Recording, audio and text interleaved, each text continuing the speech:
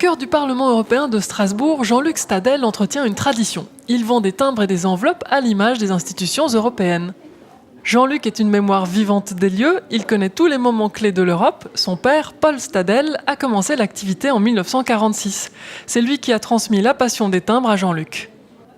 Ce sont mes parents qui étaient négociants philatéliques, qui avaient eu l'idée de créer un document philatélique qui commémore chaque session de l'Assemblée parlementaire du Conseil de l'Europe, puis du Parlement européen à partir de 1958. Évidemment, au fil des décennies, c'est devenu un véritable livre d'histoire, une façon de montrer une image positive de l'Europe. Ça, c'est la médaille de l'environnement ? C'est l'insigne de 1970 de l'année européenne de la nature. Jean-Luc vend aussi des pièces de monnaie et des euros de collection. À l'origine, la monnaie européenne s'appelait l'écu. Aujourd'hui, certaines pièces valent près de 80 €, une valeur bien plus que symbolique. Parmi les clients de Jean-Luc, il y a aussi bien des visiteurs que des eurodéputés. Ce député français vient d'acheter une pièce pour son jeune neveu, une manière originale de se sentir européen.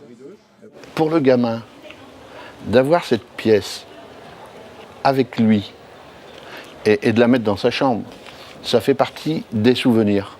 Et je crois que c'est important. On arrive à vivre et à grandir que si on se souvient de ses racines et que si on peut se replonger à des moments de sa vie. Voilà donc une enveloppe dont je suis particulièrement fier, c'est celle-ci que j'ai mise en vitrine. C'est la dernière enveloppe que m'a dédicacée Louise Weiss en 1982. Donc j'avais réalisé cette enveloppe à l'occasion de la session constitutive de janvier 1982, lors de laquelle Piet Dankert a été élu président du Parlement européen, la présidente sortante étant Simone Veil, la première présidente du Parlement élue au suffrage universel.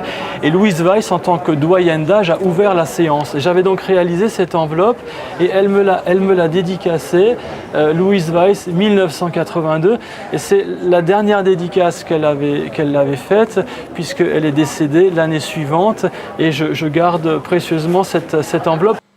Et chez les Stadel, la philatélie, la passion des timbres est une affaire de famille. Mélissa, la fille de Jean-Luc, participe à l'entreprise. Elle partage les mêmes valeurs que son père. Elle est fière du travail réalisé depuis plusieurs générations. Comme mon père a su adapter en fait, sa passion à la société actuelle, faire évoluer les éditions de mon grand-père de l'origine, et ben moi aussi j'apporte ma patte en fait, en lui apportant les nouvelles technologies, à savoir la vente sur internet et puis les nouvelles technologies de création graphique aussi, puisque lui il a tout appris sur le tas. Donc c'est vrai qu'on est assez complémentaires. S'il a besoin de quelque chose, je peux l'aider et vice-versa.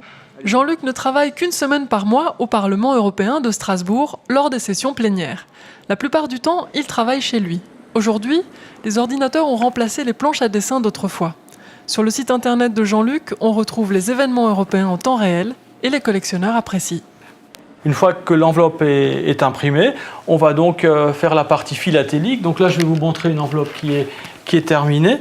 Donc on a rajouté, il y a un très joli timbre qui est sorti sur le 40e anniversaire de la première greffe du cœur en Europe. Donc c'est un timbre à thème européen. Donc on a rajouté ce timbre, qui est un timbre de la Poste française, et fait mettre l'oblitération du bureau de poste du Parlement européen, donc de la session. Ensuite, élément important aussi sur une enveloppe, c'est le numérotage, c'est-à-dire qu'on limite le tirage de nos enveloppes, qui tournent en général entre 300 et 500 exemplaires, et ces enveloppes sont toujours numérotées, ce qui va leur conférer une valeur de collection.